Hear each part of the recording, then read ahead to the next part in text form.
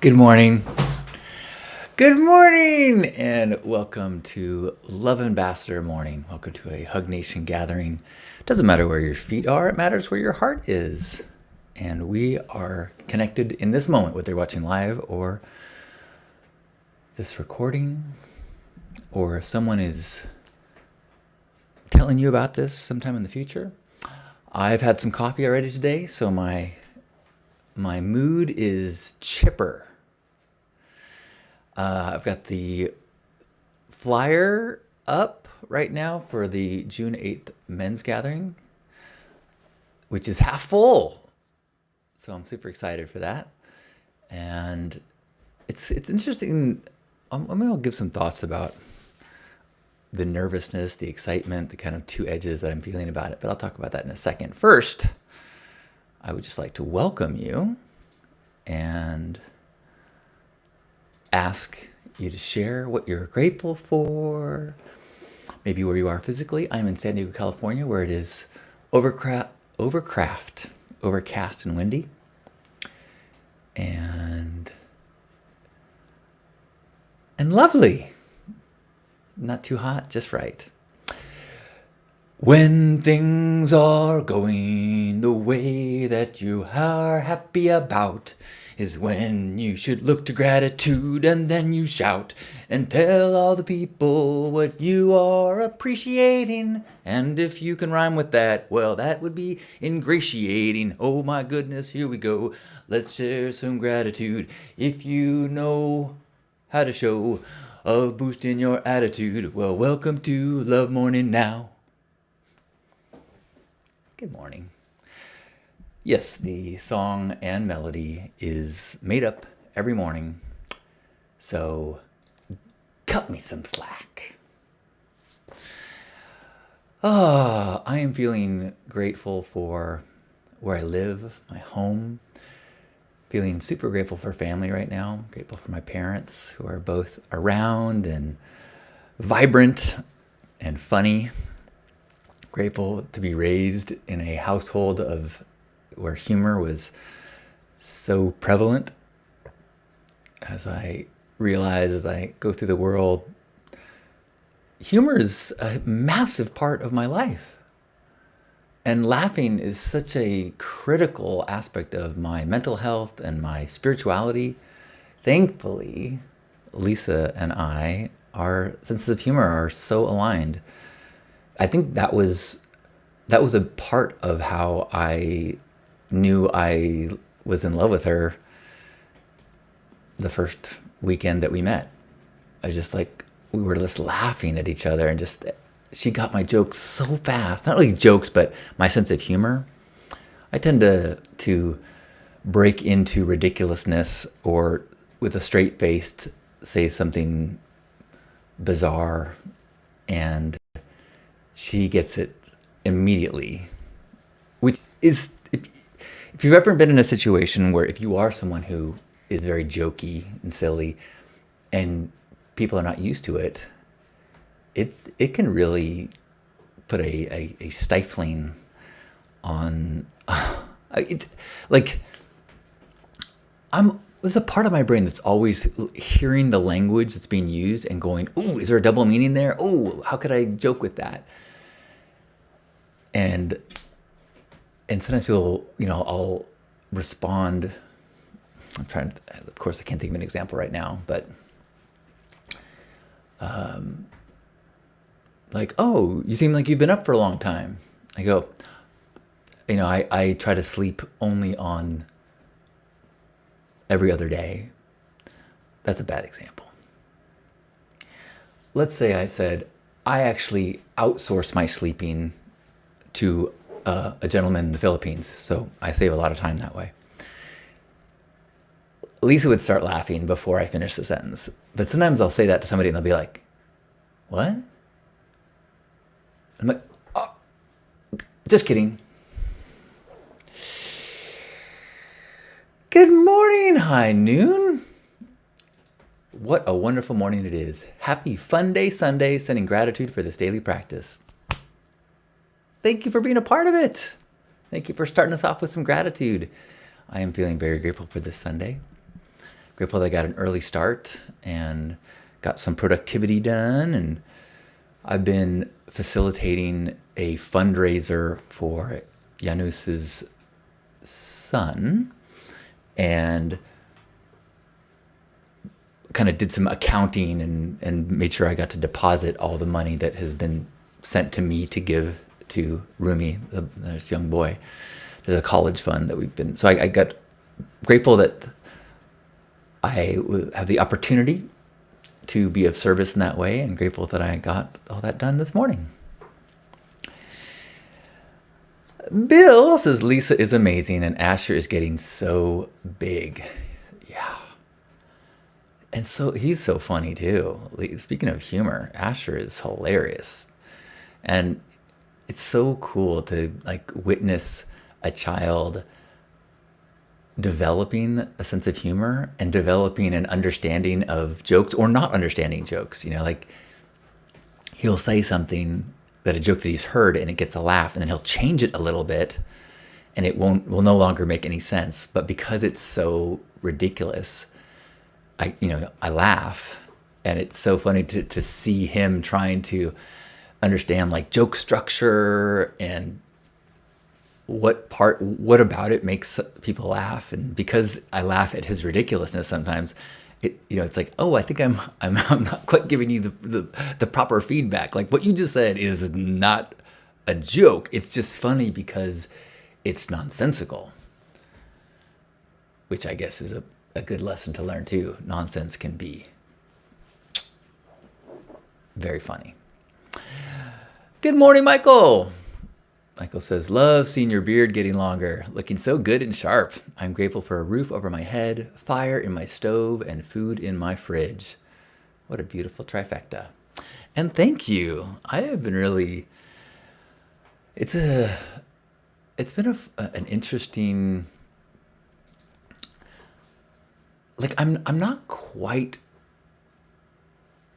my inner self vision doesn't always match a bearded man with non-pink hair. Like a lot of my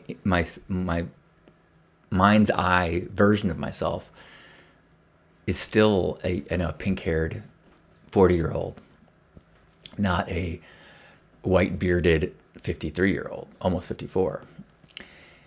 And there are times when I'm like, I catch my new look, my new appearance. I'm like, rock on, yeah. And then there are times when I'm like, whoa, like,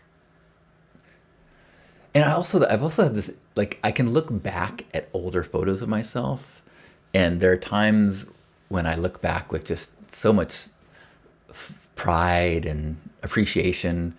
And there are times when I look back and I go, did I think that looked good?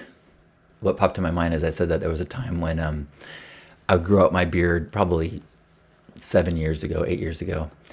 And it wasn't quite this white.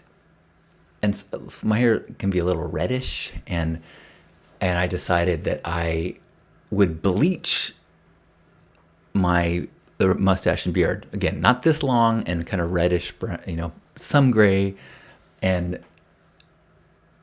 so it was like yellowy. It looked like Hulk Hogan's hair color.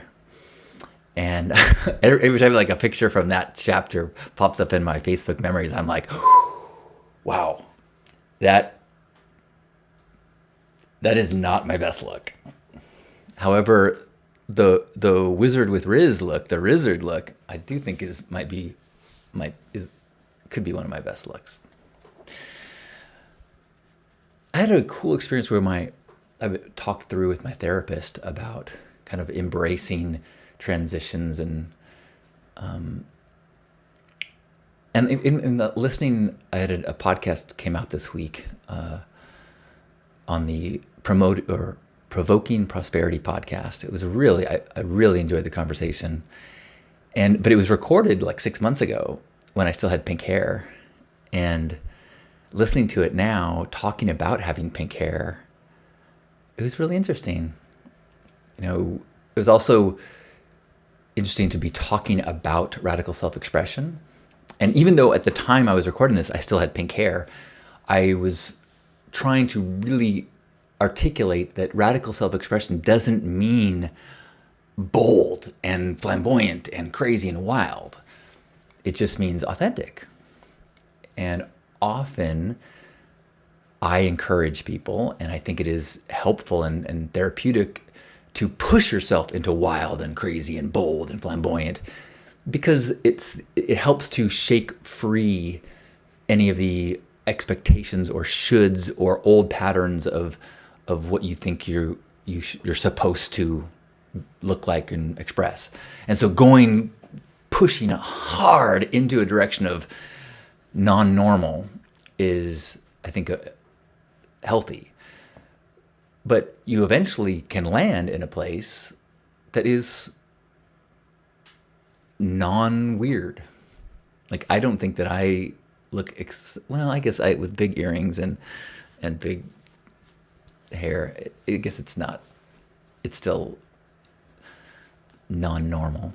But it doesn't, like, if you're an artist, if you go to Burning Man and you see some guy just walking with cargo shorts and a dirty t-shirt, there are people who would ride by on their bikes and be like, participate more, man. You need, But that person very well may be an incredible artist who spends all their days on a sculpture, and their physical presentation of themselves, what is being radically self-expressive, is not putting effort or putting the being authentically themselves can be being I'm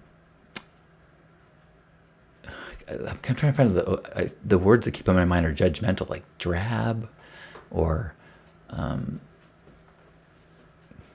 I think you know what I'm trying to say, even if I'm not saying it very well. Good morning, Gerbot. Good morning. Happy Sunday to you. Man, we're getting close to the end of April, aren't we? Whew. High Noon says, I am grateful for this internal check engine, aka your mind body, telling you you need rest and ingredients to heal when you are sick for the past few days. That's beautiful to be in touch with that inner check engine light. High Noon also says, I agree. A roof, comfy bed, clean water, food to cook, and listening to yesterday's cast was helpful to slowly get this body and mind going. Wonderful. Good morning, Kiri. Kiri's grateful for homegrown basil, for having my other groceries delivered, for a wardrobe that feels joyful and expressive for me every day, and for feeling strong and happy. Boom! And I should mention that Kiri is hosting I think it's a free 3-day event. It's online, so people can participate from anywhere. You can correct me, but I highly recommend coming home to yourself with Kiri is coming up. And as someone who walks the walk, I anticipate it'd be a very helpful way to spend some time with fellow awesome people.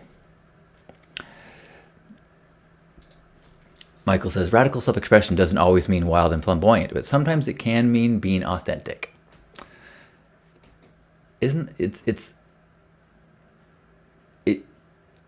Like, my path of radical self-expression really required me to be wild and flamboyant.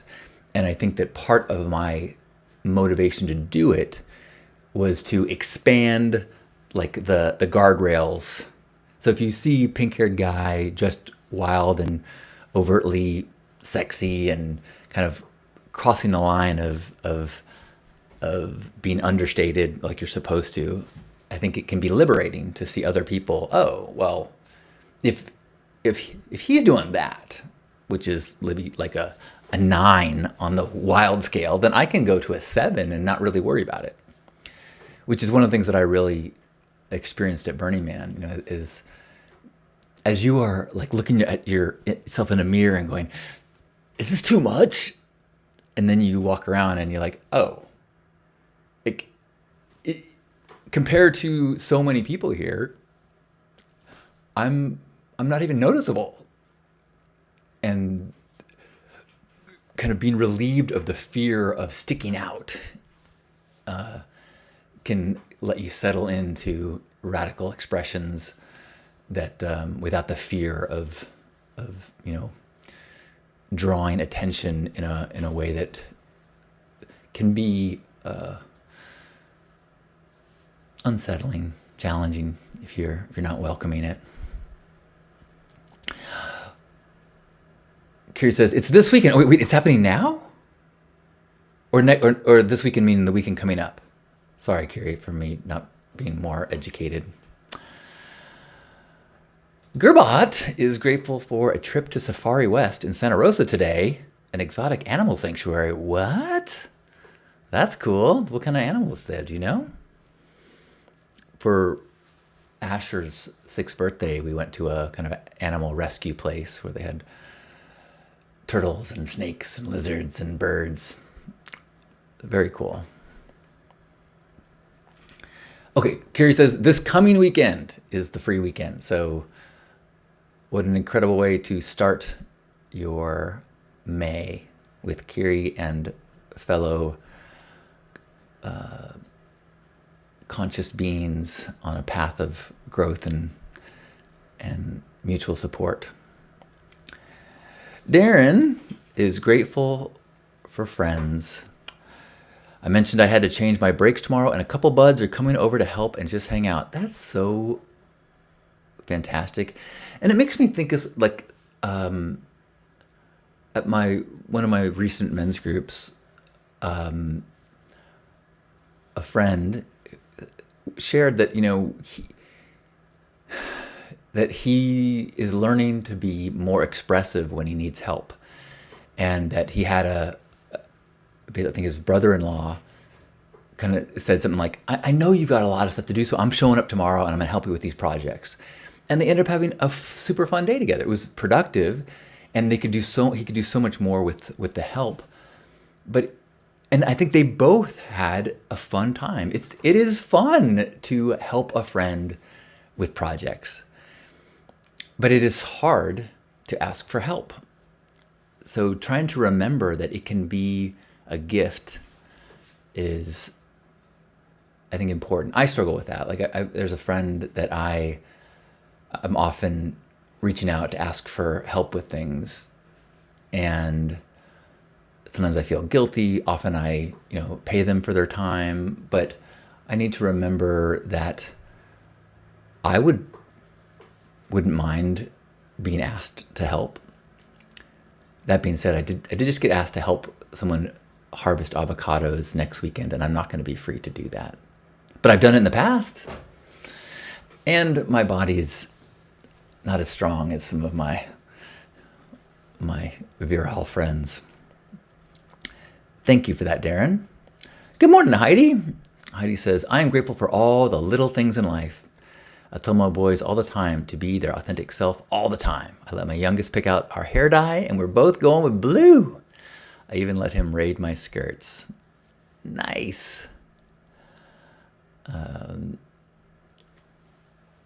That's beautiful. If you're not a subscriber to the Hug Monster YouTube channel, I've been having fun with Hug Monster, the puppet, and there's a few young people that have become good friends with Hug Monster and sending videos back and forth. And there's this one little 3-year-old girl who has shared. In fact, the most recent video is her talking about radical self-expression, and maybe I should share that. Well, I think encouraging children to just be, or maybe not discourage them, just allowing their impulses and their expressions to be celebrated is so educational and so inspiring. But it's hard to not, like, as a parent, I think you probably want to protect your kid from embarrassment or from ridicule. And so there's a pressure to try to make sure they understand the way to fit in our culture. And it's how do you balance that with also encouraging self-expression. Good morning, Aaron. Aaron says, well, if it isn't Pink Jack Black. Aaron says, grateful that you have put up with my personality over the years. I'm grateful I lead the life I want and I love it. Oh, that's fantastic. I love hearing that, Aaron. And, like,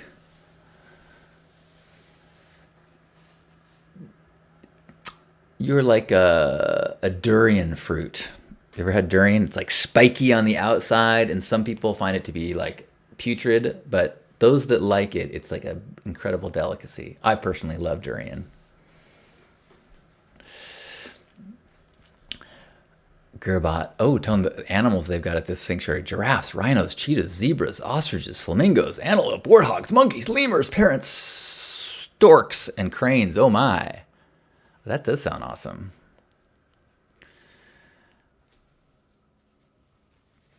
I see they have storks, but they might have sporks.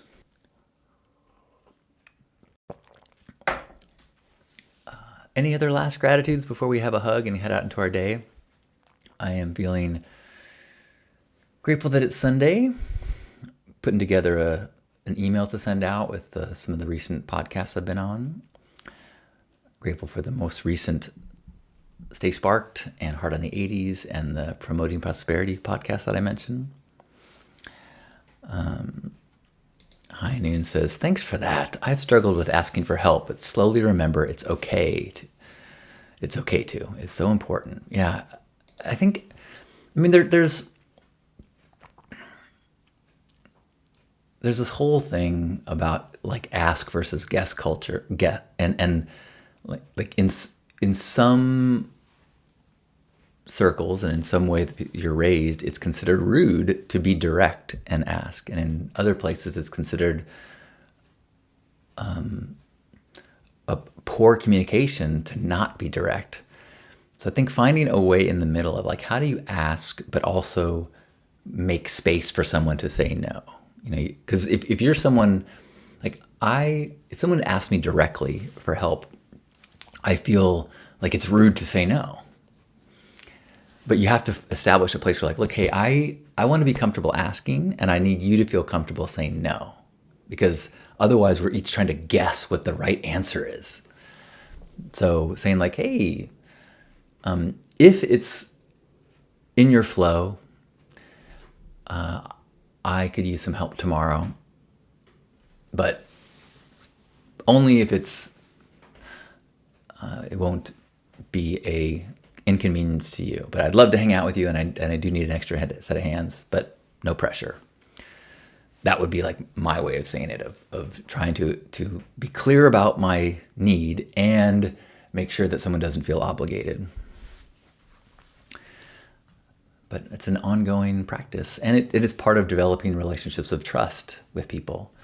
I think that if you can trust that someone will say no, then you can feel comfortable making a request. If you're fearful that they might say yes when they don't mean to, or that your request will make them feel, offended or put upon just by the request, then you have this unspoken barrier between you and another person. Whether that is a romantic relationship, a friendship, with your parents, it's like, how do you get to a place where the communication is appreciated and respected? I think that's part of it. Is it if someone makes a request, you can say like, oh, I'm not free, but I appreciate you asking. I would love the opportunity sometime to help, and please keep asking, and I'll feel comfortable. Feel comfortable asking, and I'll feel comfortable saying no if it won't work for me. Cool? Cool.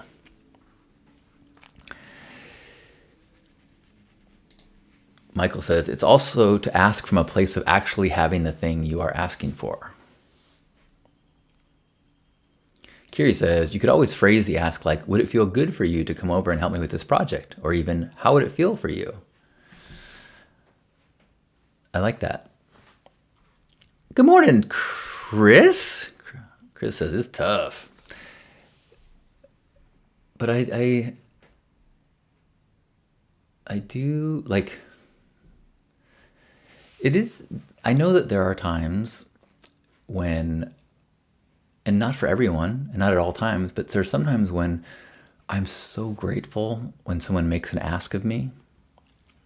And like with Lisa, I'm frequently offering to do things because I won't mind doing it, and knowing that it's going to make her life easier is like great. Every activity that I do in a day that makes me feel like I'm gifting makes the day feel better. So if you let me know there's something I could do, and there's tons of things I do just because, like, I know that if I clean up around here, or if I put these dishes away, or I do that, or if I clean, like that's a way to gift. But there are sometimes when I don't know. And both Lisa and I are having to practice and learn, like a couple of days ago, I offered to pick up a friend from the airport that she was planning on getting. And it was, I won't put words in her mouth, but it felt like it was difficult for her to accept it, even though that she was feeling time stressed. And I was like, hey, I'm happy to. Which, if it was during rush hour and traffic, I would not have been happy to do. It would have felt like a burden. And so I wouldn't have offered if in that situation that to do something that I didn't want to do. And so as we build that trust, it allows us to have these win-win +1+1 gifting experiences. Michael clarifying, I mean, if you ask with the belief that you can't have it, then it's not going to feel good for either one. Yeah. Good point. Good point. Chris says, I feel like I have to be the leader.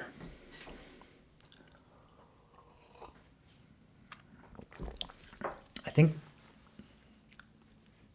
that's a whole thing that maybe we'll unpack another time. But I think part of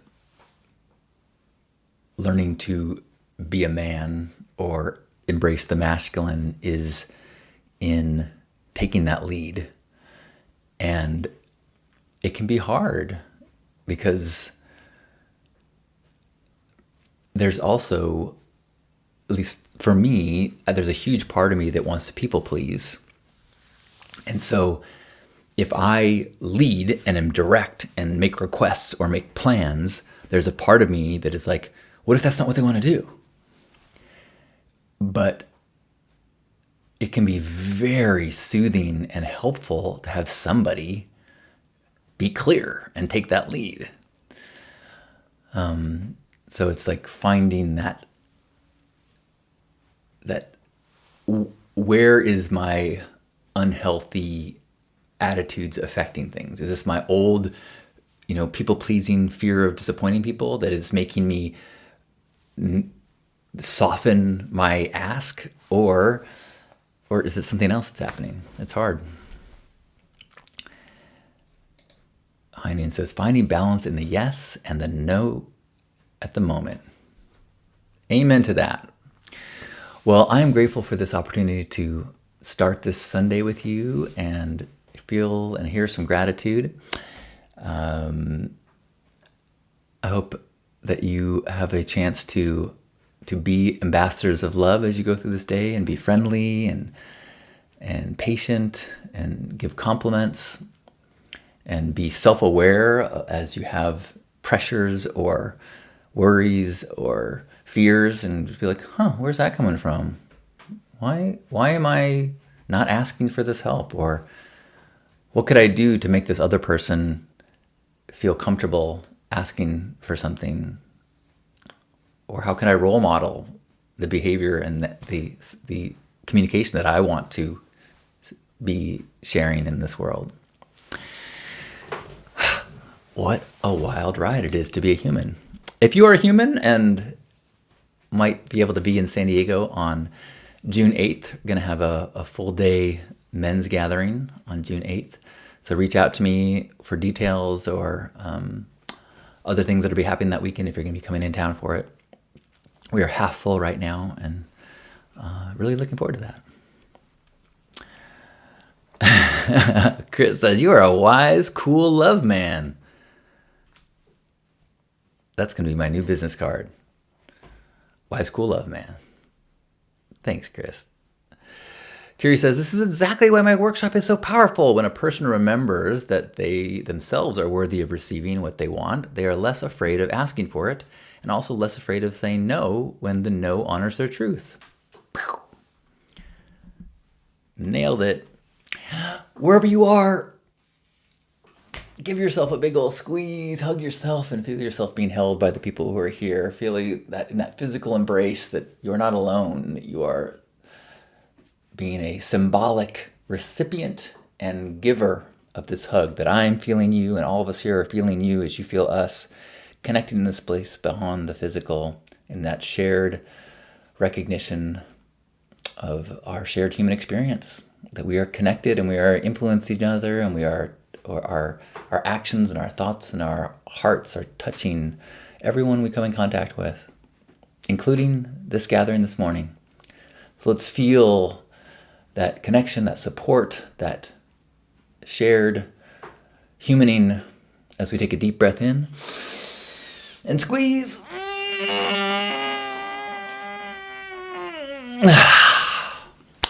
On behalf of Grandpa Caleb and all of you beautiful love ambassadors, thanks for being here for this love morning. Have a beautiful Sunday. Love you.